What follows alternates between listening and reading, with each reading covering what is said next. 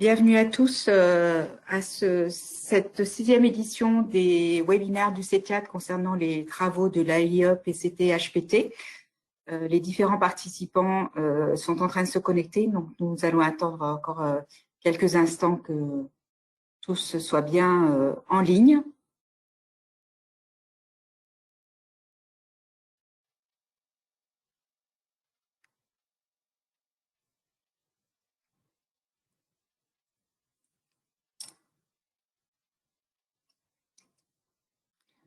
Donc, ce 6e webinaire sera animé par moi-même, Michel Mondeau du CETIAT, et par une invitée suédoise qui est Sighild Gelin du Svensk Geoenergicentrum. Donc, je lui souhaite la bienvenue dans ce webinaire. Et donc, sa présentation sera faite en anglais. Donc, je vais quelquefois switcher en anglais, en particulier maintenant. I would like to welcome Sighild Gelin to this webinar, and I would like to thank her for being there for presenting Annex 52 results.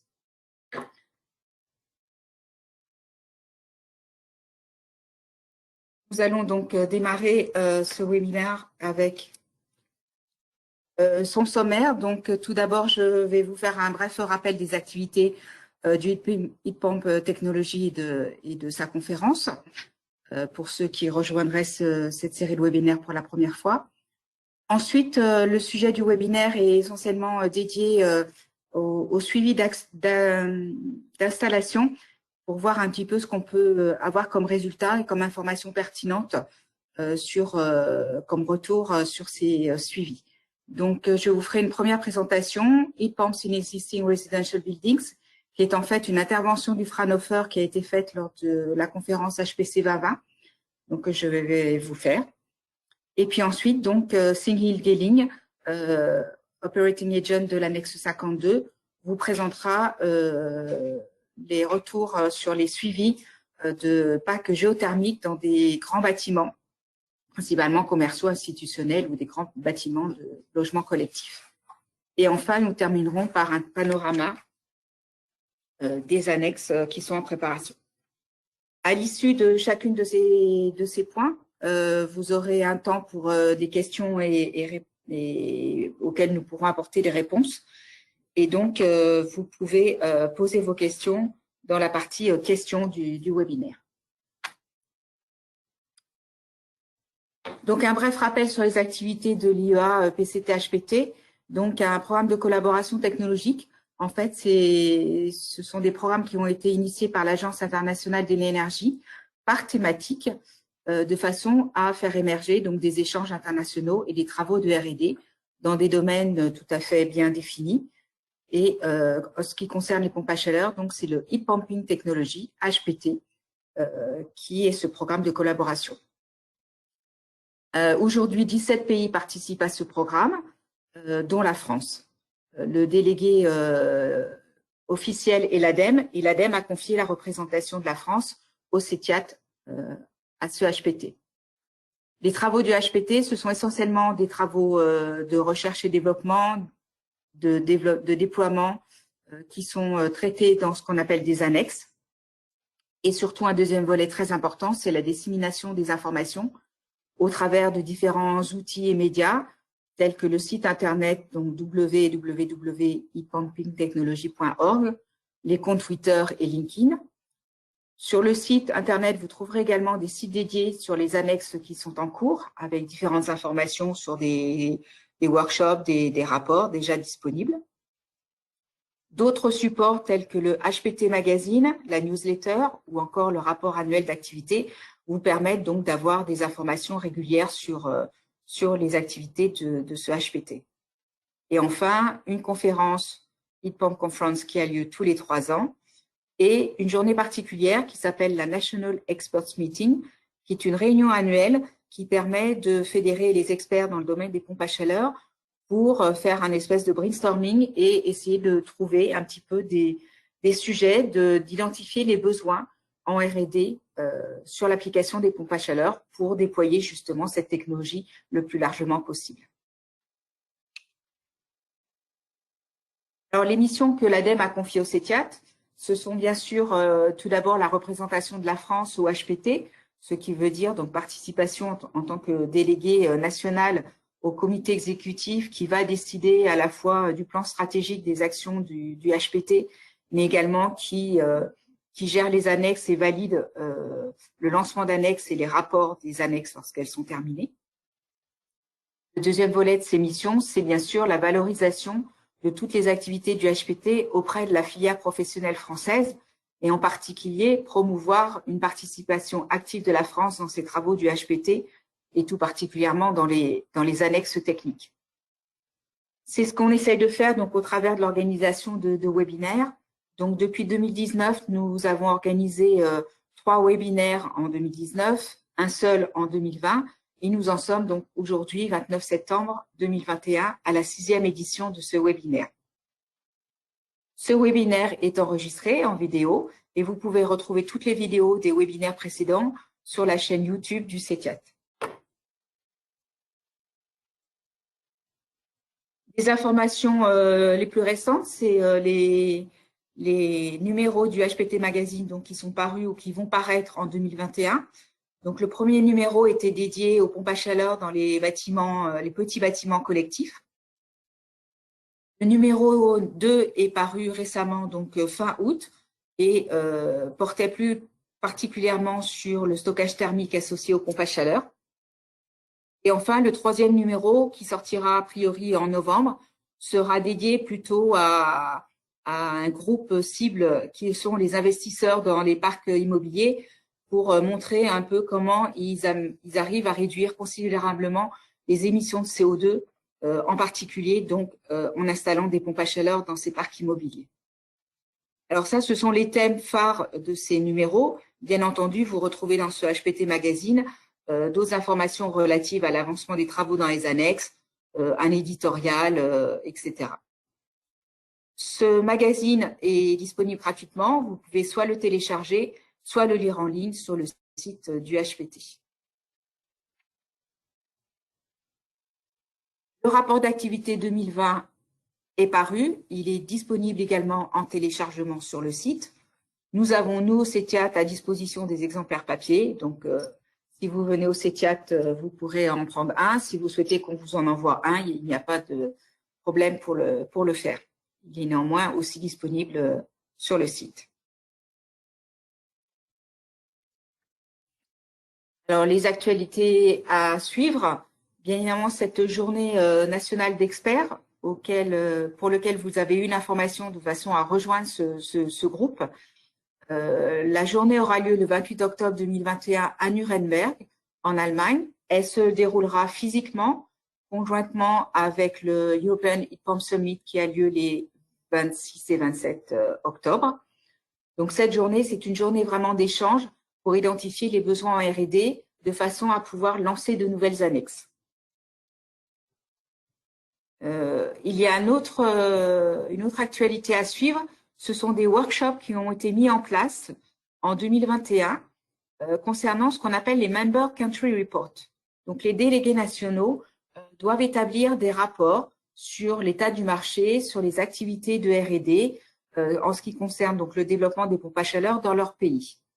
Et il a été décidé d'organiser des ateliers qui actuellement sont réservés aux délégués nationaux et aux participants à des annexes qui présentent donc ces country reports.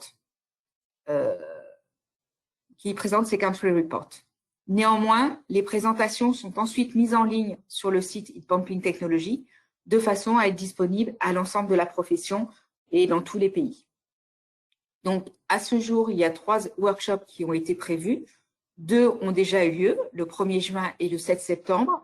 Et donc, vous pouvez d'ores et déjà retrouver sur le site les présentations pour les pays suivants, l'Autriche, la Chine, les Pays-Bas, la France, la Grande-Bretagne, les États-Unis et l'Allemagne. Je ne sais pas encore quels seront les pays qui présenteront leurs travaux au workshop du 23 novembre et je vous en informerai dès que possible et dès que ces présentations seront bien entendu accessibles au public. En ce qui concerne les annexes en cours et la participation française, voilà, nous avons encore 7 annexes en cours, dont 4 qui se terminent soit en septembre, soit à la fin de l'année 2021. Pour l'annexe 54, qui est censée se terminer à la fin de l'année, une demande d'extension de 2 ans a été faite et devrait être validée par le comité exécutif à l'automne, en novembre 2021. Et donc, nous avons trois annexes en cours.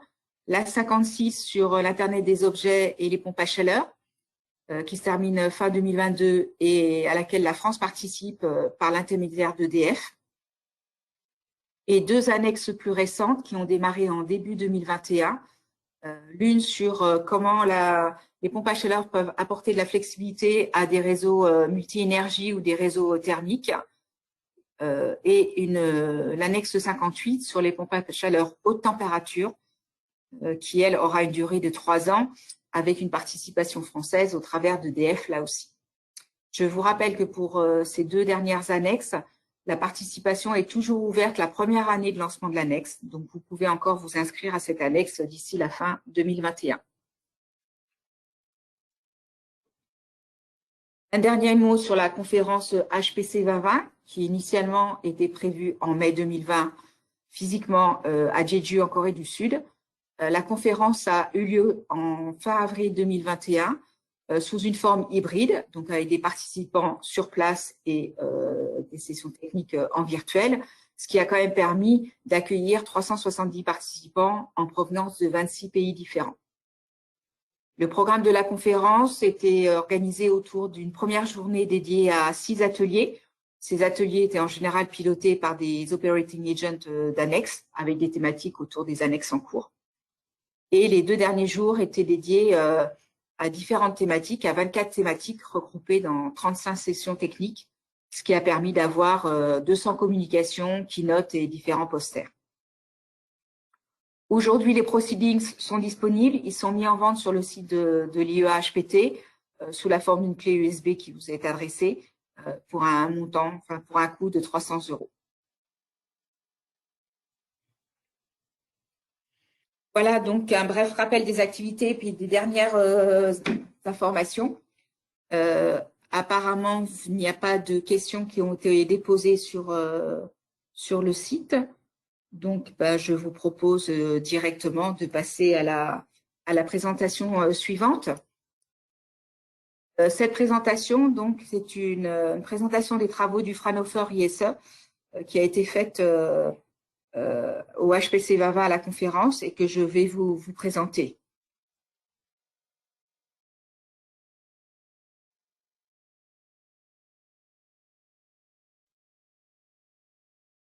Alors, le Fraunhofer ISE, qui est un institut allemand, travaille dans le domaine des pompes à chaleur depuis plus d'une vingtaine d'années. Et la présentation que je vais vous faire porte sur les résultats d'un programme de suivi terrain qui a été effectué en Allemagne sur des maisons individuelles existantes.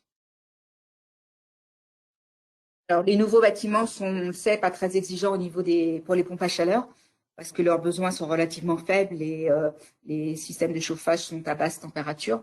Donc, c'est pourquoi, effectivement, dans la plupart des pays, les pompes à chaleur sont maintenant une technologie numéro 1.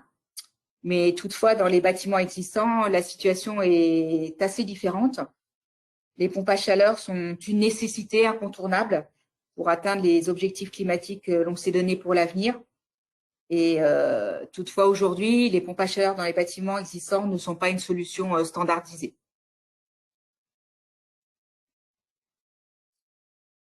Sur cette diapo, vous pouvez voir la proportion des bâtiments résidentiels qui sont construits avant 1980 dans les différents pays de l'Union européenne. Et vous apercevez qu'il y a quand même un grand nombre de bâtiments qui ont plus de 40 ans.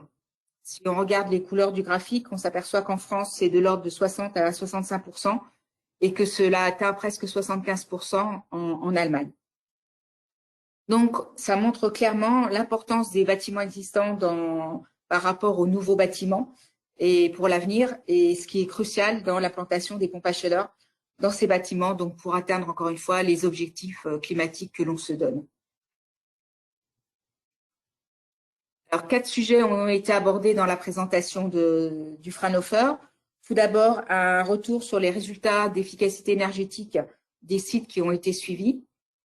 Ensuite, un volet concernant le niveau de température des systèmes de chauffage.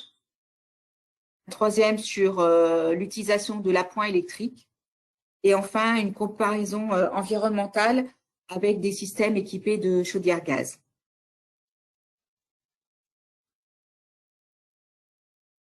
Alors voilà un petit peu différentes photos des bâtiments, enfin ou des maisons individuelles qui ont été suivies, leurs installations de pompe à chaleur qui ont été suivies en Allemagne. Donc ça représente au total 300 maisons individuelles, soit neuves, soit existantes. La taille typique de ces maisons, c'est de l'ordre de 100 à 300 mètres carrés. Elles étaient équipées soit de pompes à chaleur sur l'air, soit de pompes à chaleur géothermiques. Elles assuraient toutes le chauffage et la production d'eau chaude sanitaire. Bien entendu, les produits émanaient de différents fabricants et la puissance de ces pompes à chaleur allait de 6 kW à 25 kW, bien évidemment suivant la conception du système de chauffage par rapport à la maison existante ou neuve.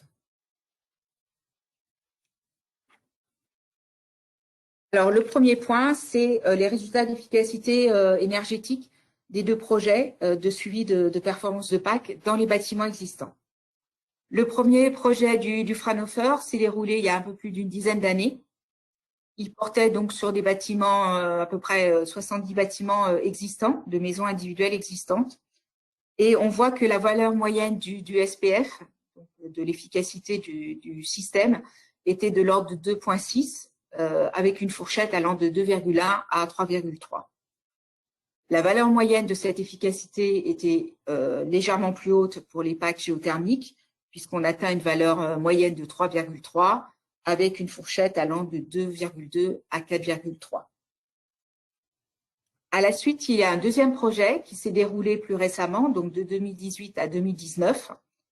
Et bien évidemment, on avait plus de 10 ans de recul supplémentaire par rapport à la technologie et à l'optimisation de la technologie des pompes à chaleur, ce qui fait qu'on a des valeurs moyennes de l'efficacité qui sont passées à 3,1 pour les pompes à chaleur sur l'air et à 4,1 pour les pompes à chaleur géothermiques. Une deuxième raison pour des efficacités plus élevées dans ce deuxième projet, c'est qu'il couvrait toujours des maisons individuelles existantes. Néanmoins, certains des bâtiments avaient été légèrement rénovés, donc de fait avaient des besoins moins importants et la pompe à chaleur était mieux adaptée. Donc voilà les deux principales raisons pour l'évolution de ces efficacités qui vous sont présentées suite au suivi effectué. Alors, on sait pertinemment que lorsque la température extérieure chute, le niveau de température du système de chauffage doit être plus élevé et qu'à l'inverse, l'efficacité de la pompe à chaleur va décroître sensiblement avec la température extérieure. En raison de cette dépendance, on a toujours une partie critique, alors qu'on a identifié ici avec une ligne de séparation qui est à 0 degré, mais qu'on pourrait bouger vers la gauche ou vers la droite, peu importe en fonction de la zone climatique concernée. Mais on a toujours une partie critique, donc qui est identifiée en orange, avec une température élevée du système de chauffage et en même temps une efficacité très réduite de la pompe à chaleur. Par contre, si on regarde le moment auquel la plus grande partie de l'énergie de chauffage est fournie, eh ben, on constate que sur la zone entre 15 degrés et 0 degrés dans ce cas théorique, on a de l'ordre de 75 à 90% de la puissance de l'énergie de chauffage qui est fournie. Et donc, on a une très faible partie qui est fournie à une température extérieure faible. Alors, si ça, c'est un cas un petit peu théorique, on peut regarder ce qui se passe dans un cas pratique de suivi d'opérations réelles. Donc, on conserve un peu les mêmes couleurs. On voit donc ici l'augmentation de la température du système de chauffage, qui est de l'ordre de 33 degrés à 15 degrés extérieurs et qui va monter jusqu'à 45 degrés lorsque la température extérieure chute à moins 6 degrés.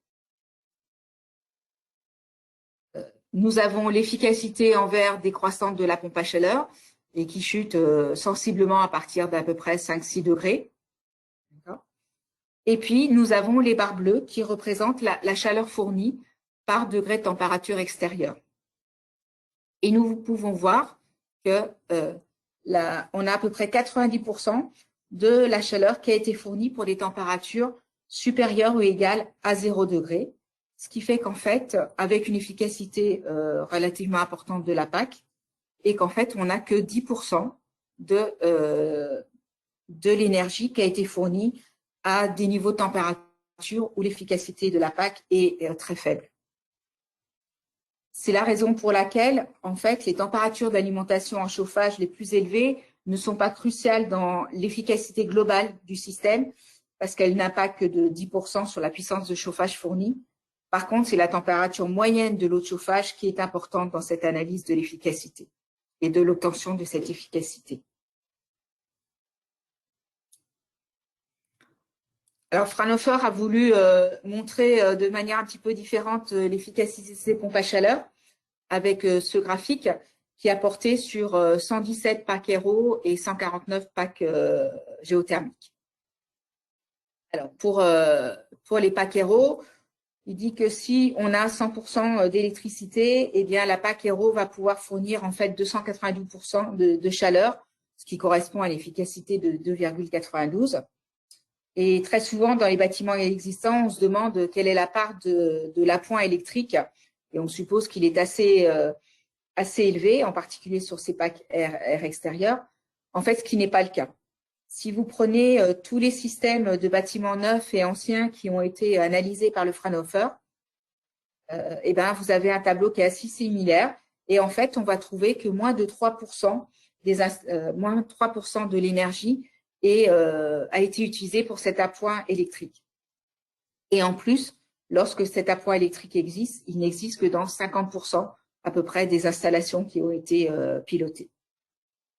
Donc, uniquement 50% des installations utilisent un appoint électrique et cet appoint électrique représente moins de 3% de la consommation énergétique de l'installation. Bien entendu, cette situation est encore meilleure pour les packs géothermiques, puisqu'avec 100% d'électricité, on fournit 382% d'énergie, de chaleur, soit un COP de 3,82, et un appoint électrique qui ne représente que 1,2% de la consommation énergétique, et ce, dans uniquement 25% des installations géothermiques.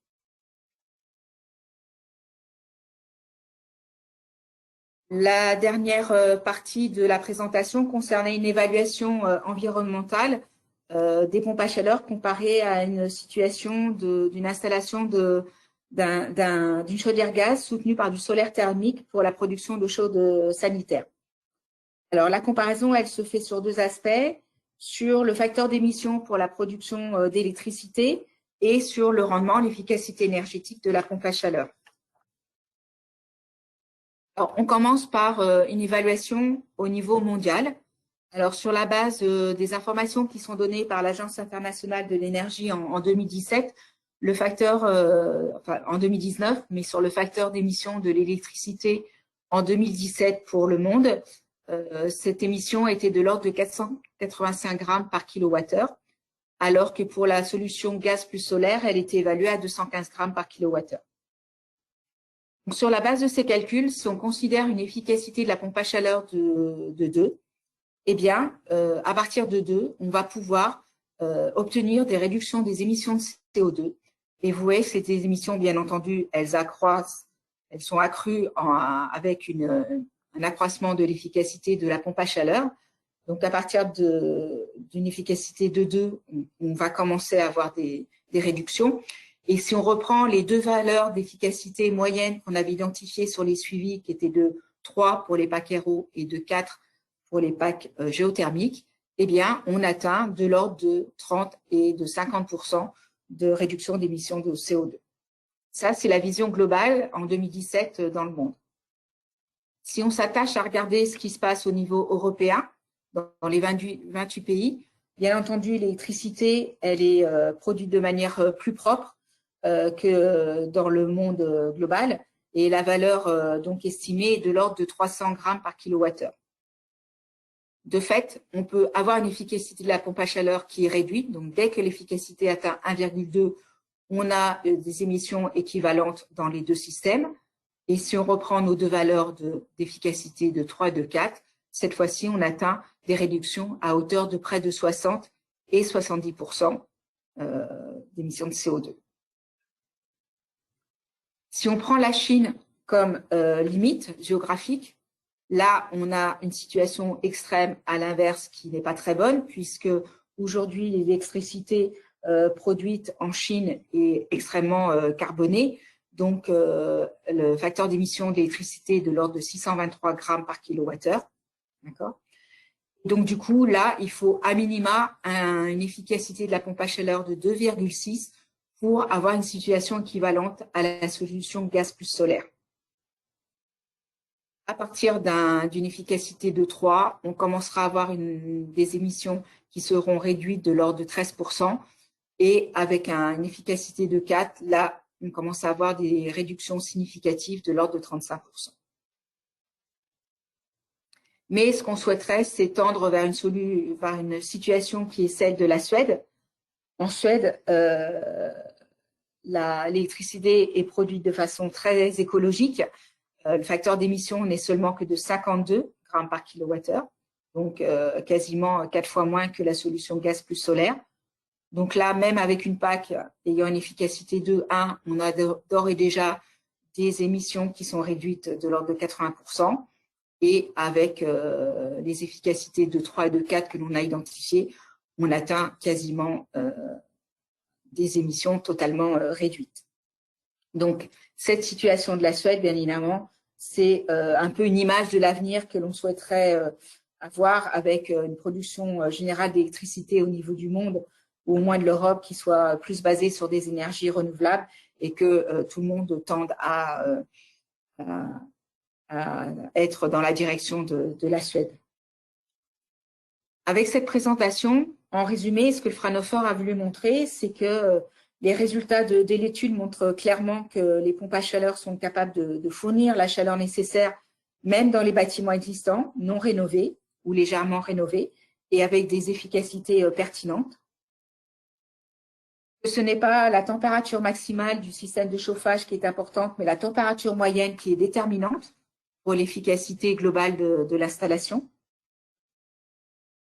Le chauffage d'appoint est rarement utilisé, même dans des bâtiments existants non rénovés. Et que les pompes à chaleur permettent une réduction significative des émissions de CO2 par rapport à des systèmes de chauffage à combustible fossile, tels que les chaudières gaz.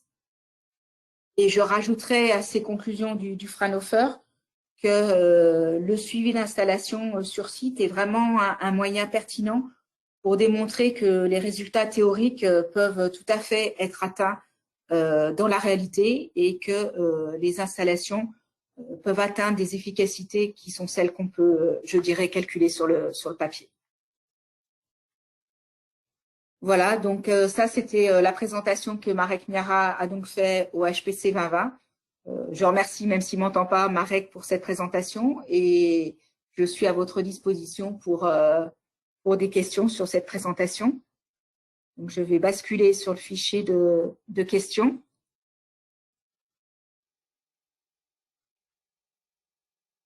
Pardon, il faut que j'aille chercher le fichier ailleurs que sur Excel.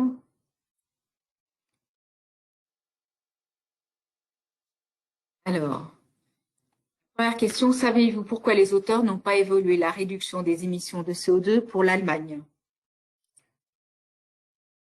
Joker, je pense qu'il voulait montrer une vision internationale, puisque les travaux sont faits dans le cadre de l'Agence internationale de l'énergie, montrer une situation au niveau Europe, voilà, et puis montrer ensuite deux situations vraiment extrêmes, celle de la Chine, parce que l'électricité est très carbonée, et puis une situation future vers laquelle on souhaiterait tous tendre, qui est une situation suédoise. Voilà, je ne pense pas que l'intérêt de la présentation était de se focaliser sur l'Allemagne, même si les auteurs étaient allemands. Existe-t-il des résultats publics sur autant d'installations en France?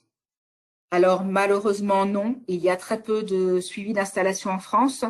Néanmoins, plus récemment, alors il y en a eu sur des chauffe-eau thermodynamiques qui ont été réalisés par le COSIC, en particulier, je crois, dans le cadre du programme RAGE. Et l'ADEME a lancé un suivi sur des installations de pompe à chaleur air-eau dans du collectif et du tertiaire. Donc, on espère avoir un suivi des installations sur pas sur l'entièreté de la saison de chauffage 2021-2022, mais plutôt sur la fin 2022 et le 2023. Merci pour cette présentation. L'étude de Fraunhofer tend à contredire les propos de VHK sur les performances des packs sur site. Est-ce que les résultats du Fraunhofer ont été communiqués à VHK? Alors oui, il y a un grand débat. Je ne veux pas rentrer dans ce débat-là. VHK, a priori, interprète d'une mauvaise manière les résultats du Fraunhofer. Et le Fraunhofer a réexpliqué plusieurs fois à VHK cette erreur d'interprétation. Voilà. Donc, il y a eu, oui, des grands débats entre le Fraunhofer et le VHK, en particulier pour identifier les niveaux de température qu'il faut préconiser dans des règlements d'éco-conception vis-à-vis des installations existantes. Savons-nous estimer cette température moyenne dans les réseaux de radiateurs pour les existants? Estimer de quelle manière? Des réseaux de radiateurs, il y en a, même existants, il y a différents niveaux. On a encore des radiateurs pour lesquels qui sont alimentés par des chaudières à très haute température, de l'ordre de 80 peut-être, mais au moins 70, 50. Des radiateurs qui fonctionnent plutôt à des températures de 65 voire 55. Donc ça dépend un petit peu des installations. Je voudrais clarifier cette question. Si la personne souhaite en discuter, elle peut m'envoyer un mail et je peux essayer de répondre plus précisément à cette question en dehors du webinaire.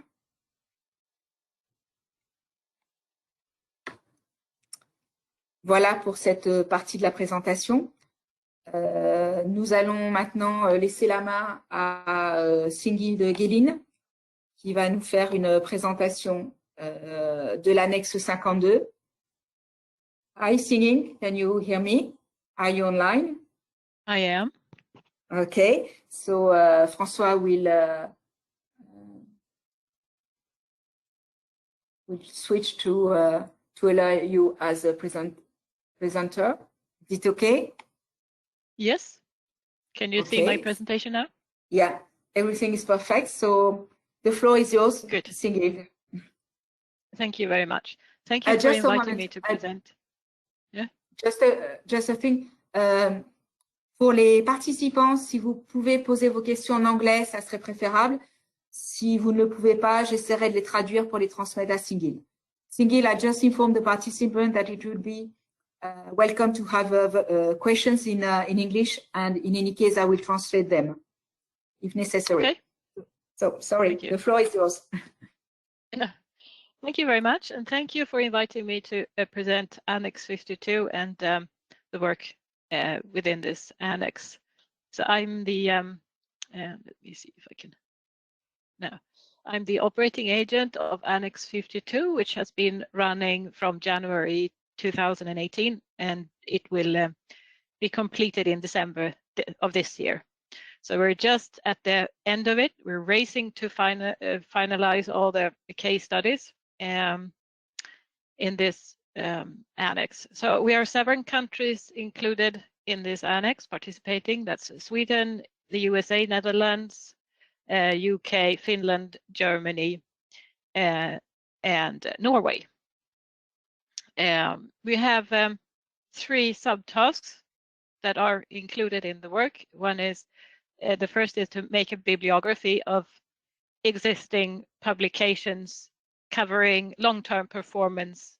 That means at least one full season of performance data from larger ground source heat pump systems. So that should be ground source heat pump systems for commercial buildings or institutional buildings, and we have also included multifamily buildings, but we do not include small residential buildings because there have been plenty of other studies covering that. So this is the large-scale ground source heat pump systems.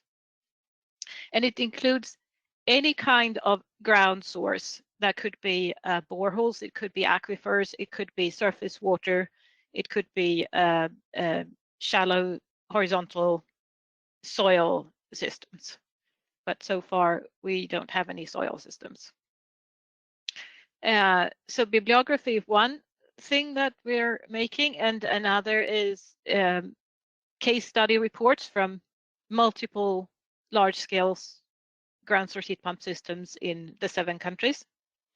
And from the experience of all this, we will make a guideline document on how to instrument and measure long-term performance data for these systems. And then we will also make a guideline document on how to analyze and report this long-term performance data. So the reason why we want to make this long-term performance monitoring why we have this annex on it is because the data could be used for multiple purposes.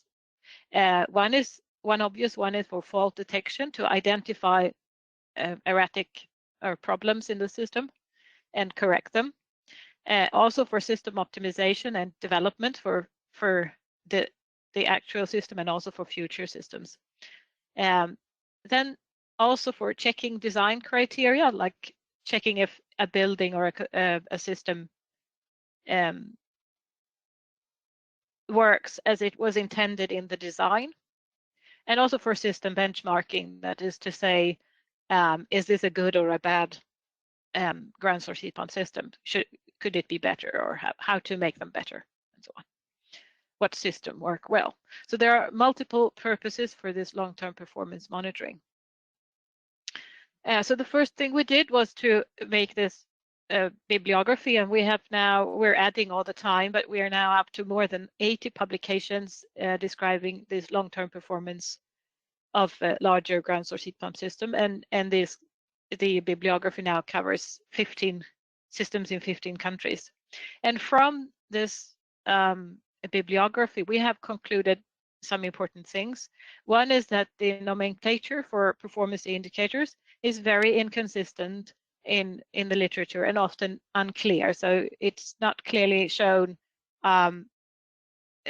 what people mean with the nomenclature that they use. There is also a lack of consensus on how to evaluate and express and present performance data using the same word with different meanings, and also calculating in different ways and in expressing it. We also noticed that the performance data so far has been too limited to be useful in setting performance expectations.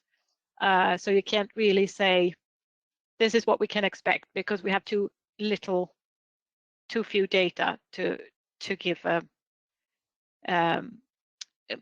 any numbers for the diversity of systems that exist.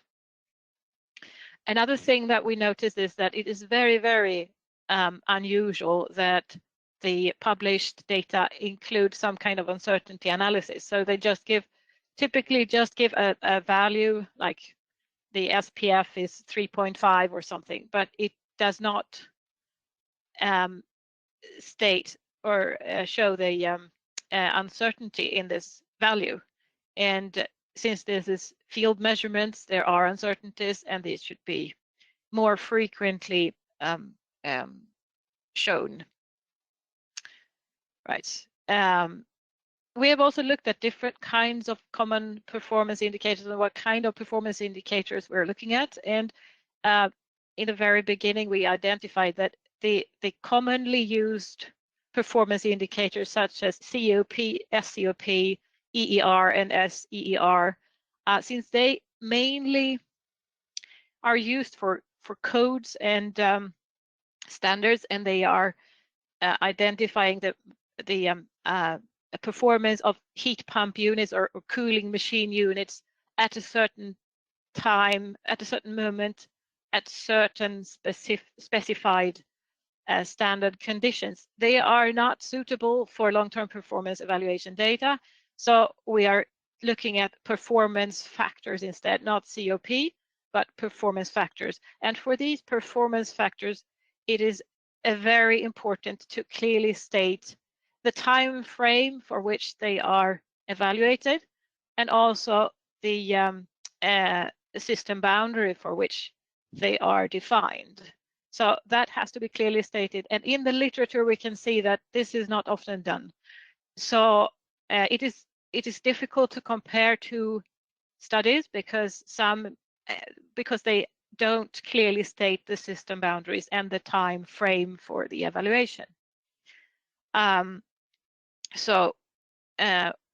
The left ones are more for standard codes and regulations, but in this case, we're looking at field measurements, and then performance factors should be used. And seasonal performance factors are, well, it's for a season. That has already a defined time frame, so that is a full season. But it could have several different boundaries. But a performance factor could also be given for months, for hours, for weeks, for a day, and that should be clearly stated. So when we come to system boundaries, we started off with a CEPAMO system boundary schema that was published in 2012 in a European project. And we knew from the beginning that this would not be sufficient for the kind of buildings or systems that we would evaluate, because the CEPAMO schema was mainly based on field measurements, or it was built up considering small, uncomplicated, non-complex residential heat pump systems, typically monovalent.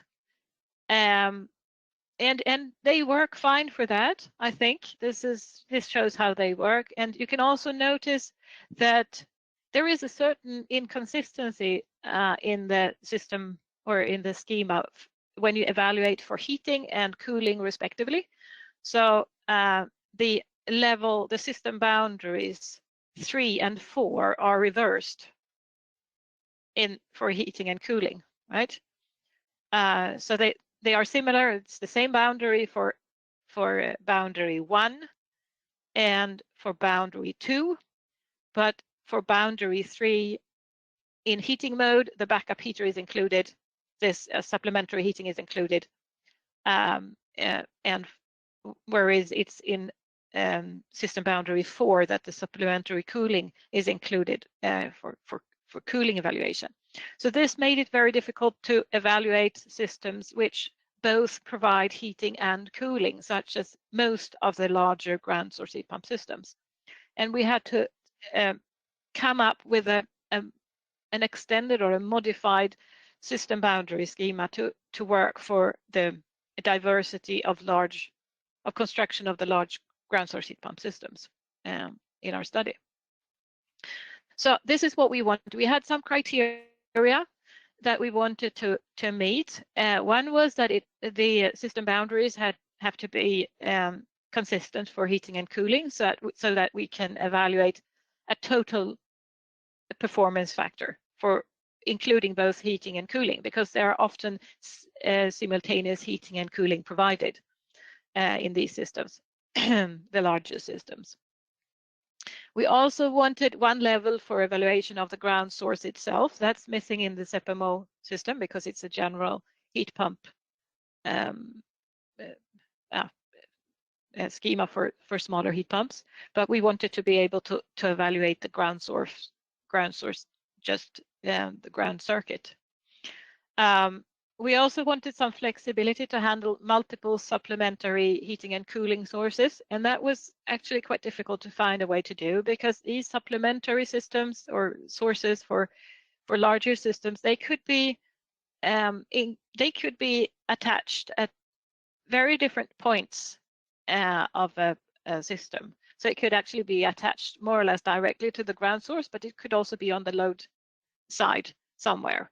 So we needed to have a system that allowed for different different places to introduce supplementary heating and cooling sources.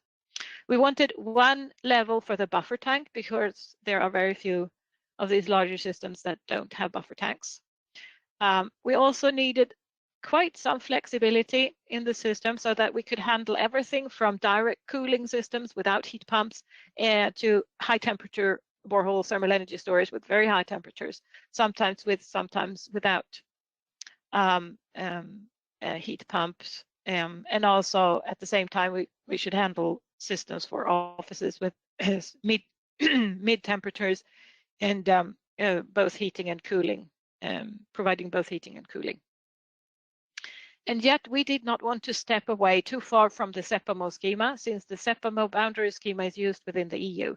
So we had to consider all these things. We also wanted the systems to work both for European style ground source heat pump system, which are typically centralized ground source heat pumps, as well as for the American style, which is typically distributed heat pumps, where you have the heat pump units in each room instead of a central machine room with a heat pump in it, distributing to all the rooms in the building. So this is what we came up with. We have a 6-level actually boundary schema, starting with a 0 for the ground source. Then level 1 and 2 would be the same as the CEPAMO. Number 3 is sort of the same as CEPAMO, but we will add a supplementary heating and cooling as a plus sign for a boundary where we have a supplementary heating. So if you don't have a supplementary heating, it will be no plus signs, but the buffer tank will be included in the system boundary 3. And then in the system boundary 4, there will also be included a circulation pump. And in the 5 boundary includes the distribution, the complete distribution system, and both the source side and the load side, the complete system as a whole. And then you can define both the boundary and the time frame, which could be seasonal, monthly, weekly, daily, or binned. And binned performance, what we mean with binned is that you can make hourly performance factors, and then you can sort them according for a certain, like for an entering temperature to the heat pump. So you count all the performance, the hourly performances for a certain temperature, separate, and so on. Or you could do it for other criteria as well, like load or something. So this is just a comparison schema to show how this new boundary schema compares to the CEPAMO boundary schema. Yeah. And then we made up this matrix. Once we had defined the boundaries, we also had defined, and we also defined the 4 purposes for evaluation. We made this matrix to identify the performance indicators that we can use to answer questions regarding a certain boundary and a certain purpose, like if it's a commissioning, a fault detection, optimization, or further development purpose of the performance evaluation. Okay, so that was a bit of the background, and now we collected lots and lots of case studies in these 7 countries. We have one in the USA, and the rest are in Europe. We came up with 40 case studies or monitored sites. Not all of them will be completed. Some of them due to the coronavirus, the pandemic, because we could not get access to the data in time. But we will have at least 20 fully evaluated systems of different kinds. So as you can see, there are boreholes, groundwater systems, and energy piles included. Most of the systems are borehole systems. We have also a high temperature borehole system for an industry included, but most of them are boreholes. And just to give you a glimpse on, this is very fresh data. It was actually completed yesterday. So just to give you an idea of the overall SPFs that we have identified in this data, in this sheet, you can see each of these little points represents the overall, that is for heating and cooling completely over a season, seasonal performance factor for a site at a specific year. So some of the sites that we have measured have measurement data from just 1 year, others have up to 14 years of data. So we have calculated the seasonal performance factor for each year, right? And in this scatter, you can't identify a certain site. It's more like a summary of all the measured seasonal performance factors. They are located at the midpoint of each season. So if it's like, for instance, you measured from January 2014 to December 2014, the dot is placed on the 1st of July to represent the entire season. So in this, just to make it easier to see, we have, I'm showing the SPFs, the overall SPFs for the system boundary 2 and 4. And the 2, as you may remember, is the same as the CEPAMO, so it includes the ground source side and the heat pump, but not the distribution part. And SPF 4 includes also part of the distribution side, but not actually the full distribution, because not everybody, not so many of the sites had the possibility to evaluate the full system because they did not have measurement points for that. So what you can see is that the performance is quite good. I mean, it's varying. It's often well, it's the representative SPFs are somewhere between 3 and, well, typically around 4 or 3.5 and 4, but there is quite some variation. And the green dots, which includes part of the load side, they are lower than the performances if you only count the source side and the heat pump. So that would be circulation pump on the source side and the heat pump electricity.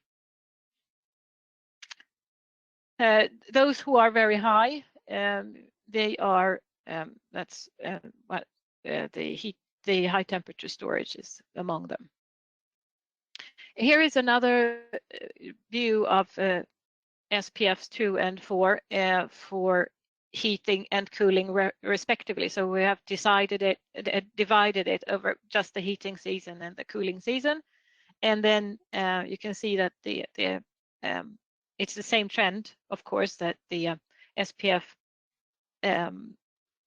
4 is lower than SPF 2 for each site. And you can also see that the SPF for cooling, that is direct cooling mostly, and you only use a circulation pump to provide the cooling, and that gives very, very high seasonal performance factors for cooling. As you can see, these are rather typical values. Another thing from the results that I'd like to point out, well, I'm trying to pick out some general conclusions from the 12 sites that we have so far complete analysis of. But these are examples. I'm going to show you an example from a particular Swedish system, but it's the results. You can find the same type of trends or tendencies in the other systems as well. So if we sort of expected it to be that the performance would be better for the heating performance would be better for higher entering fluid temperatures to the heat pump or exiting fluid or outlet temperatures from the ground circuit. So the warmer, what we expected was that the warmer the fluid, the better performance from the heat pump. But that's, as you can see in this graph, that's not the case. Actually, the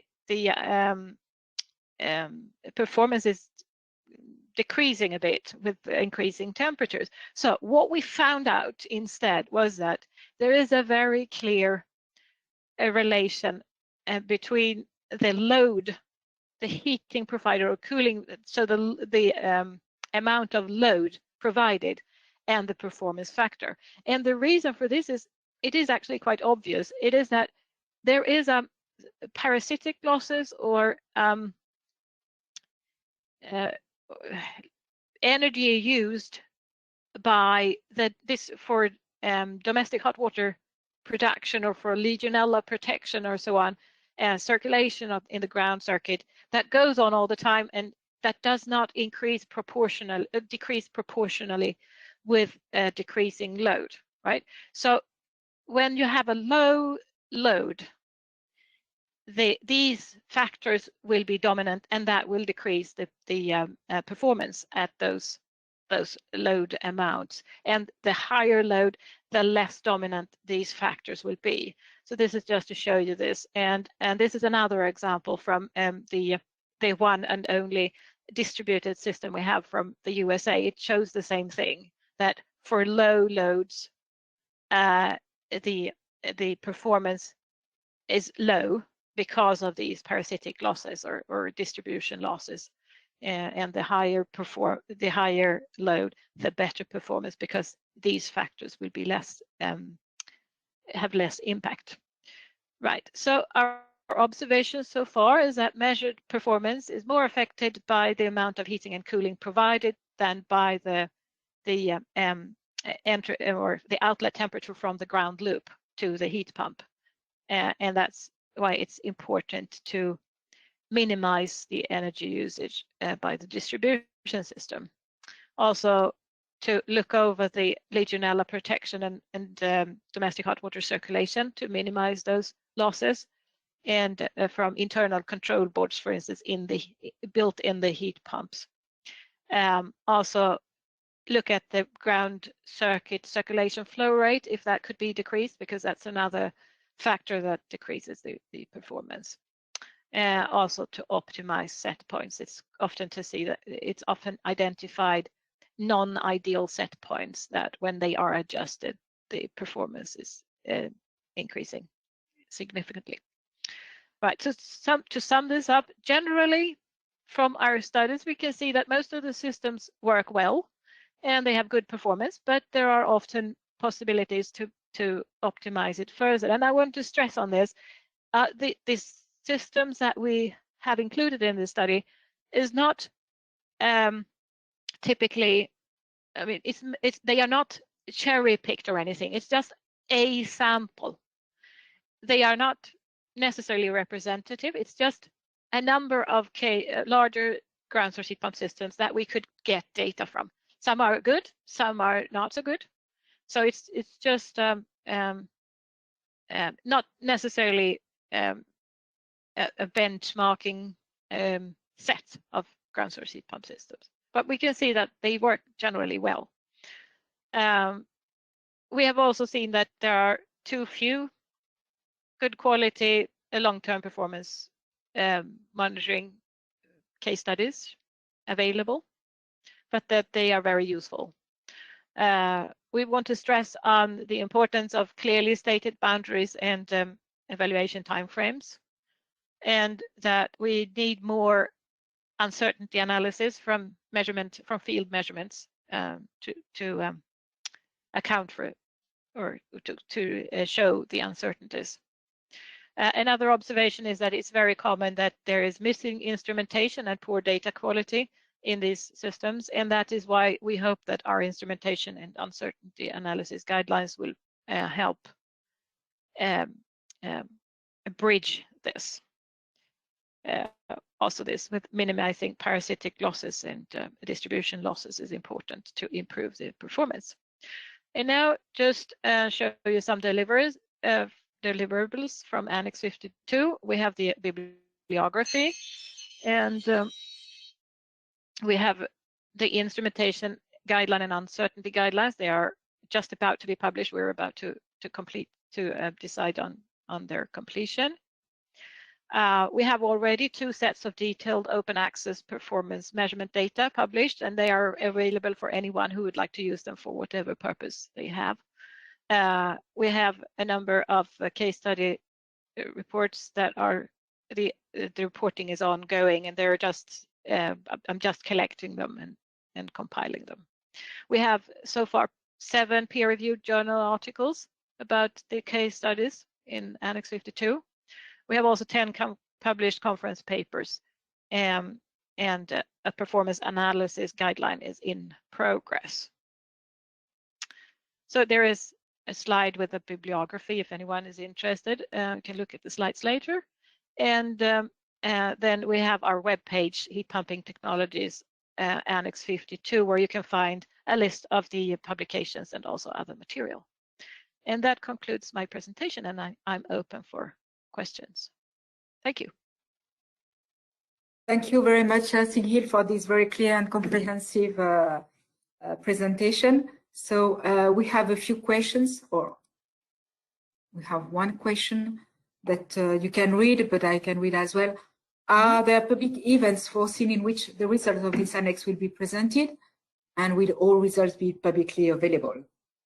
Yeah, so there is actually an event in Swedish next week. It's called Geoenergidagen, so in the morning of October 7th, between 10 and 12, there will be also more presentation, and I will go on with a further evaluation, so there may be new data. But for more international purposes, yes, we're going to have our final meeting in the beginning of November, and at that meeting we are planning to decide on a public web-based webinar event where we will present data more broadly, the sort of concluded data.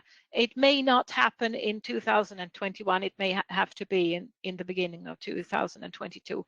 But the plan is, yes, to have a webinar with the presenters from the case studies and with a general overview. Okay, thank you very much. I just have one question regarding the your analysis. Are you going to add the additional sites for which you have the data, or are you also going to identify other parameters for your analysis, not only SPF? Yes, we are. Yes. Yeah. So I'm currently waiting for another 10 reports or so. To I've sent them. They have draft sent to me, and then I have sent them back and said that they had to add some more complementary information. But we expect to have at least 20 full reports within the next months, and that will be summarized in a journal paper and also in a report that will be available.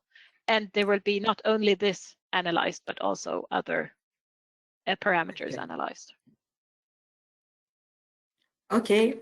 Thanks again, Signhild, for your contribution to this webinar. And we are looking forward for this international webinar in 2022. Yeah, thank you very much. Analyzing the annex. Thank you. Thank you. Nous revenons donc en français avec la dernière partie de notre webinaire qui concerne donc les annexes en préparation. Alors, je vais vous présenter 4 annexes, dont 3 sont relativement matures et encore une idée à développer. La première, c'est Heat Pump for Drying. Donc, c'est une idée qui a été initiée, développée lors de la réunion donc, des experts qui avait eu lieu en octobre 2019 et qui a été, je dirais, prise en main par AIT, qui est l'Institut de technologie en Autriche. Information, il n'y avait pas eu de réunion des National Expert Meeting en 2020. Donc, toutes les idées et les dernières idées datent de 2019. L'idée, c'est de regarder la place des pompes à chaleur dans les procédés de séchage. En fait, les procédés de séchage ne sont pas simplement dans les process industriels, mais il y a aussi des applications commerciales ou des applications domestiques. Et ce qu'apportent les pompes à chaleur, c'est que ça améliore l'efficacité énergétique de ces procédés. Ça peut aussi permettre un meilleur contrôle du process et, dans certains cas, assurer une plus grande qualité du produit. Donc, l'idée semblait intéressante parce qu'elle ne visait pas simplement que les process industriels Et du coup, elle rentrait dans le cadre d'un des axes du plan stratégique du HPT, qui est d'identifier de nouvelles applications ou des marchés niches pour le positionnement, le déploiement des pompes à chaleur. L'objectif de l'annexe, c'est d'une part d'évaluer le potentiel des économies d'énergie qui pourraient être faits dans différents procédés de séchage de par l'application de par l'utilisation de PAC, donc soit dans des applications industrielles, commerciales et domestiques, avec bien évidemment des contraintes différentes. Dans le secteur industriel et commercial, on va faire face à des variétés de procédés, donc on ne pourra pas forcément identifier une solution unique ou des grandes lignes de solutions pour les différentes applications. Dans le secteur domestique, on sait qu'il y a des produits qui existent déjà, mais par contre qui vont être soumis, bien entendu, au contexte environnemental des flux frigorigènes et qui auront certainement à être adaptés pour répondre à ce contexte. Une évaluation pour pouvoir justement ensuite faire valoir cette connaissance auprès donc de tous les groupes cibles identifiés et favoriser un transfert des connaissances auprès des fabricants. Alors des planificateurs, je ne trouve pas de mot français pour dire planners, qui est beaucoup plus large, les organisateurs, les bureaux d'études et les opérateurs dans les différents procédés afin justement de les sensibiliser à l'utilisation des PAC dans les applications identifiées de séchage. Aujourd'hui, le programme de travail proposé, c'est d'une part de décrire différents processus de séchage et de voir comment les PAC peuvent être intégrés dans ces différents processus, d'évaluer pour certains procédés qu'on aura identifiés comme importants ou pertinents l'évaluation de l'optimum théorique, bien entendu de faire du suivi sur site de certaines installations pour identifier la pertinence de la PAC intégrée dans ces procédés. Une tâche 4 sera consacrée à un état de l'art du marché pour les 3 secteurs donc identifiés, domestique, commercial et industriel, et ce donc dans les pays participants à l'annexe. Et bien entendu, une tâche 5 sera dédiée à la dissémination, la diffusion des résultats des travaux de cette annexe. Actuellement, donc, le legal text, qui est le texte qui décrit les objectifs, le contexte, le programme de travail et les livrables de l'annexe, est soumis à approbation par vote électronique du comité exécutif, donc on doit répondre avant le 4 octobre. Et donc, si ce vote est positif, a priori, l'annexe pourra être lancée et la règle est que 2 pays participants doivent être officiellement présentés pour que l'annexe puisse être lancée. Je rappelle que l'annexe reste toujours ouverte pendant 1 an pour accueillir les autres participants s'ils n'ont pas pu répondre au démarrage de l'annexe. Donc, le planning prévisionnel sera un lancement de l'annexe en janvier 2022, donc pour 3 ans, avec un operating agent qui sera donc Michael Lauermann de AIT, Autriche. Je vous rappelle que l'operating agent qui pilote et qui gère toute la partie aussi administrative de l'annexe, y compris le développement du site, la compilation des données, des rapports, l'organisation de workshops, etc. Donc, les frais sont couverts par l'ensemble des pays participants.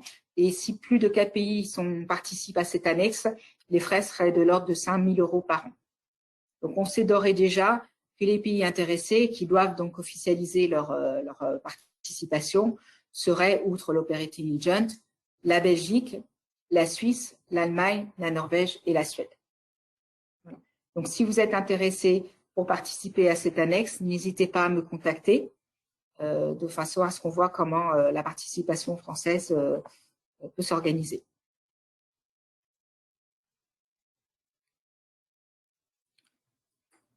Le deuxième sujet concerne ce qu'on appelle les Positive Energy Districts, donc les pompes à chaleur dans les quartiers à énergie positive.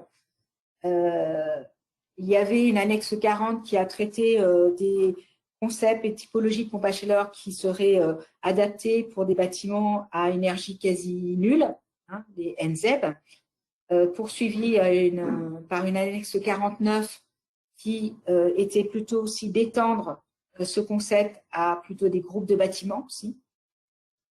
Aujourd'hui, la tendance est de regarder l'évaluation des concepts de construction qui étaient adaptés à un bâtiment, comment les adapter à des îlots urbains ou à des quartiers. Et c'est donc dans cette tendance-là que se positionnerait cette nouvelle annexe. Parce que quand on regarde au niveau des quartiers, les pompes à chaleur offriraient des possibilités d'augmenter, avoir des performances meilleures et puis de bénéficier donc de synergies soit électriques, soit thermiques. Parce que au niveau d'un quartier, on va pouvoir, si ce quartier est équipé de photovoltaïque, accroître la consommation d'électricité produite sur site et donc consommée sur site, de pouvoir récupérer de la chaleur perdue à un endroit, pas forcément où la pompe à chaleur est implantée. Il y a la possibilité d'équilibrer des charges thermiques en chauffe-ECS de par des usages différents de bâtiments, mais également en intégrant un mix de bâtiments neufs et de bâtiments existants constituant ce quartier. Donc l'objectif de cette future annexe, c'est vraiment d'évaluer le rôle des pompes à chaleur dans les quartiers à énergie positive, comme ça avait été fait au niveau d'un bâtiment unique initialement avec l'annexe 40.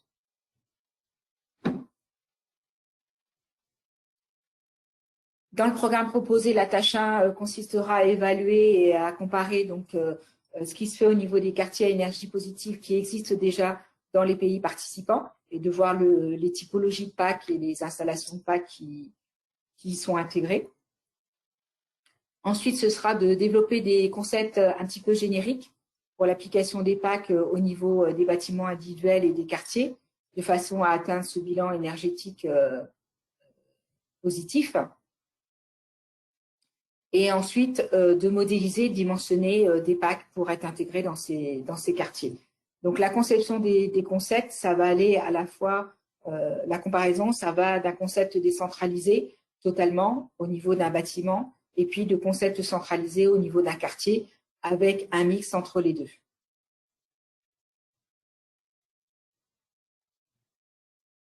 Là aussi, on va retrouver une tâche concernant l'évaluation de la performance réelle au travers de suivi de sites et de projets de démonstration, de façon à établir une feuille de route pour démontrer donc, et déployer l'utilisation de PAC dans des quartiers à énergie positive, pour tendre à des quartiers à énergie positive. Et toujours une tâche finale sur la diffusion des informations et des résultats de cette annexe.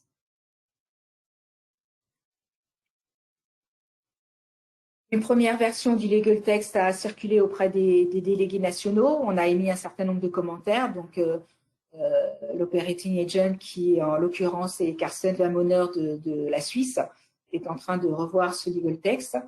La nouvelle version sera soumise aussi à vote électronique et encore une fois, l'annexe sera lancée si 2 pays se disent participants. Au niveau des frais d'operating agent, jusqu'à 5 participants, ils seront à hauteur de 6 000 € et à partir de 6, de 4 500 € pour une durée d'une annexe de 3 ans environ. Donc aujourd'hui, se sont positionnés l'Autriche, l'Italie, la Suède et les USA qui souhaitent a priori participer à l'annexe. L'Allemagne, les Pays-Bas et la Norvège sont aussi intéressés, mais recherchent des financements ou un projet national pour pouvoir contribuer à cette future annexe sur les pompes à chaleur dans les quartiers à énergie positive. Donc là aussi, si ce sujet vous intéresse, n'hésitez pas à me contacter.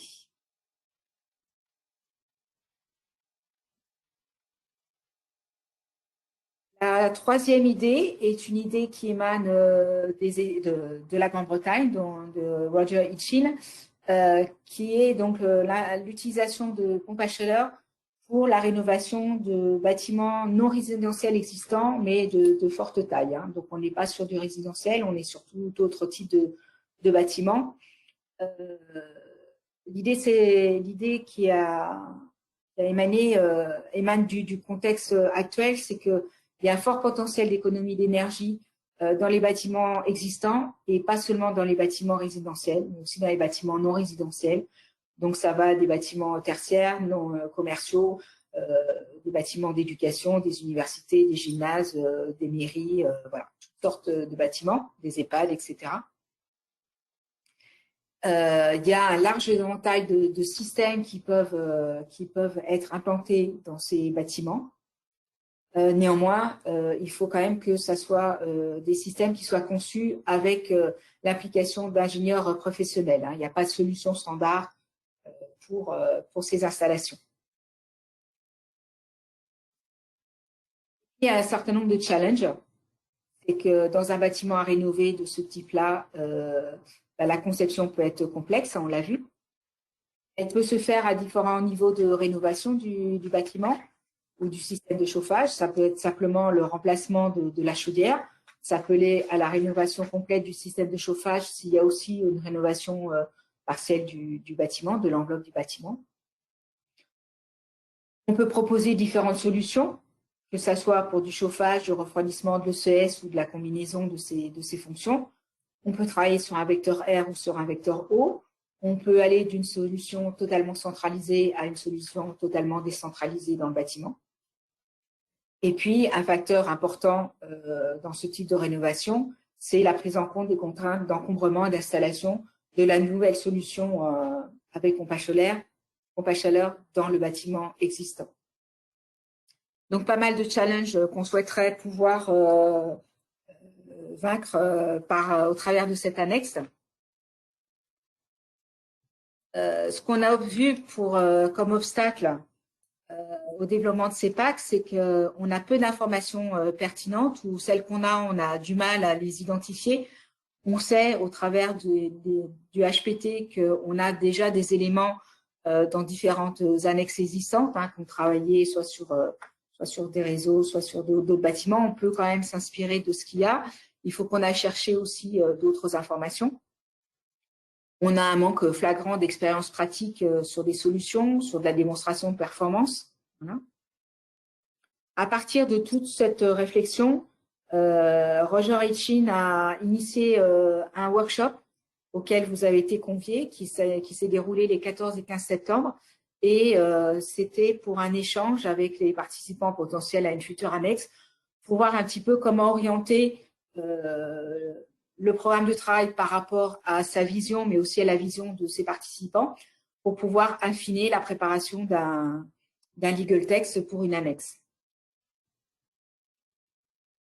Alors, à l'issue de ce workshop, Roger Hitchin nous a proposé donc un legal text avec un programme de travail dont la tâche 1, qui est appelée Communications, sera pilotée par l'annexe, par l'Operating Agent, puisqu'il s'agira justement d'initier une collaboration avec peut-être d'autres annexes du TCP ou avec d'autres TCP, par exemple sur TCP sur les bâtiments ou sur le stockage, etc., de bien cibler les publics auxquels les recommandations qu'on pourra être amené à faire seront orientées, sélectionner justement les canaux de communication par rapport à ces publics, d'organiser les ateliers, les webinaires, etc.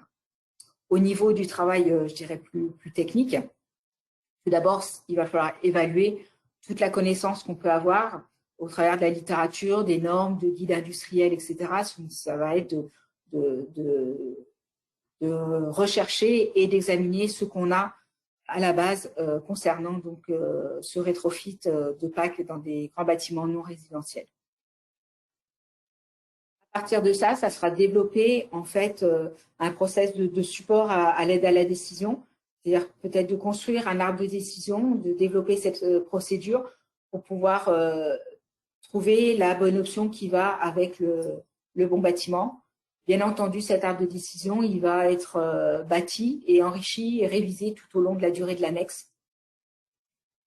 Il pourra s'appuyer aussi sur de la démonstration et du suivi d'installation en définissant là aussi le périmètre du suivi tel que ça a été fait dans l'annexe 52. Donc, on pourra entre autres s'inspirer de l'annexe 52. Et puis, de définir les critères de performance à suivre pour faire, encore une fois, là, la démonstration de la bonne adéquation des pompes à chaleur dans les bâtiments existants. Et une tâche 5, l'intégration et de rapports finaux sur les résultats de l'annexe 1. Donc, comme je vous l'ai dit, on a eu récemment donc, une version du legal text qui est soumise à commentaire jusqu'au 13 octobre. Après, il y aura une version révisée suite à ces commentaires, sera proposée pour approbation lors de la réunion du comité exécutif de novembre 2021. En ce qui concerne cette annexe, elle a été prise en main vraiment par la Grande-Bretagne, puisque le département ou le ministère de l'Énergie et de l'Industrie va être l'operating agent de cette annexe et au-delà de ça, est prête à supporter tous les frais de gestion de l'annexe, en partie de la tâche 1 qui s'appelait communication. Donc, il n'y aura pas de frais à supporter par les participants autres que la Grande-Bretagne, parce que c'est vraiment un projet qui tient à cœur à l'Angleterre. C'est vraiment une situation prépondérante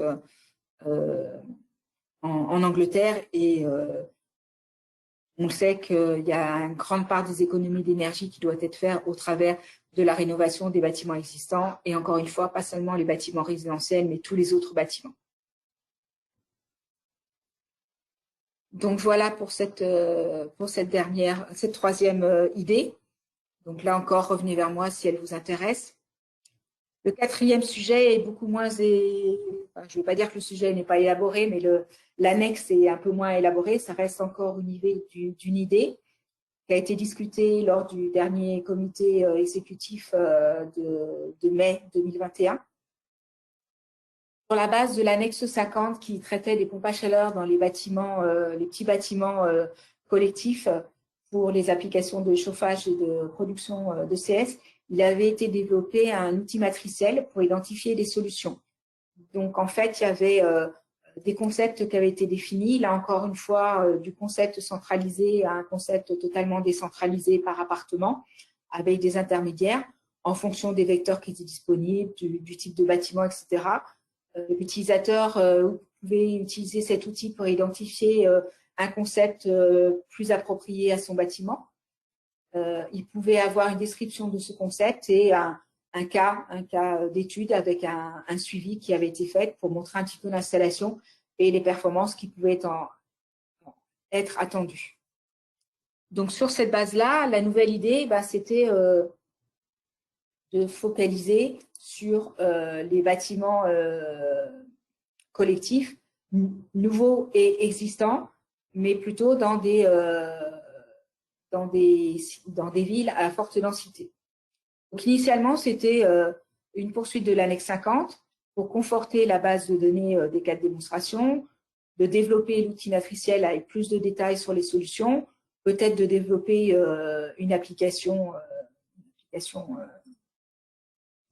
informatique. Et puis, à compléter avec des problématiques qui étaient liées aux zones urbaines à forte densité, type quid de la disponibilité de la source froide, peut-être développer des solutions un peu standardisées, de réfléchir à des solutions au niveau du quartier. Donc là, ça se regroupait avec l'autre idée des pompes à chaleur dans les quartiers à énergie positive, de prendre en compte les besoins croissants de refroidissement, de fait aussi de ces zones urbaines à forte densité, et donc avec l'effet d'îlot de chaleur. Et inciter aussi l'annexe 50, qui avait été une annexe très européenne, dans un TCP qui est quand même international, et d'élargir un petit peu pour trouver un intérêt pour les autres pays hors UE. D'où cette idée de heat pump in high density cities. Et du coup, lors des discussions qu'on a eues, on a proposé quand même de plutôt concentrer cette annexe sur les défis qui sont proprement liés à la densité des zones urbaines, qui serait la disponibilité des sources de chaleur, mais également le défi des îlots de chaleur. Voilà. Donc, on a demandé peut-être pas de s'appuyer totalement sur l'annexe 50, mais de vraiment concentrer sur d'autres aspects cruciaux qui sont vraiment liés à la forte densité. Suite à ça, on attend un legal text et puis de voir la coordination des travaux de cette future annexe avec les annexes existantes ou en préparation, comme on a dit sur les PED.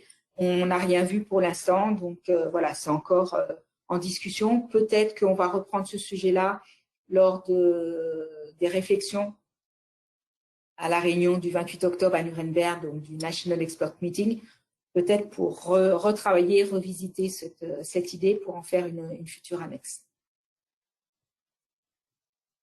Donc, pas de Ligotech pour l'instant. L'idée serait prise donc, par Marek Miara, du Fraunhofer ISE, pour une future annexe sur 3 ans. Je ne crois pas trop à un lancement en janvier 2022, parce qu'on est quand même à début octobre. Ça me semble un petit peu prématuré par rapport à justement à la maturité de l'idée par rapport à une annexe. Voilà pour ces 4 projets à venir. Est-ce que vous avez des questions? Donc, on me fait signe que oui. Je vais basculer sur le...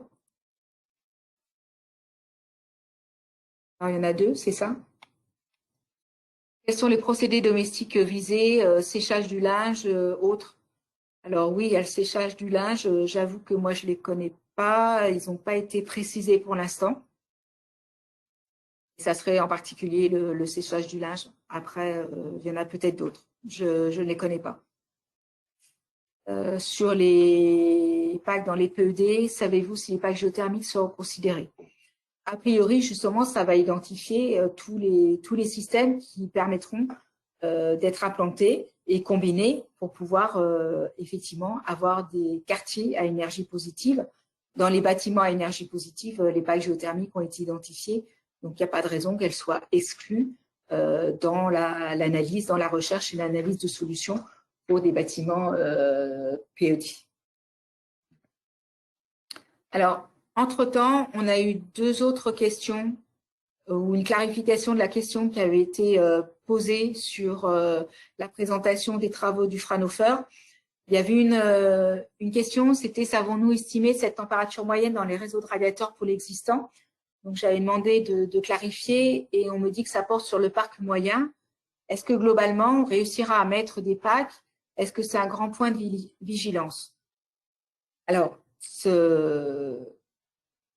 aujourd'hui, on a je ne sais pas quel est le niveau moyen en France du parc, des niveaux de température dans les radiateurs.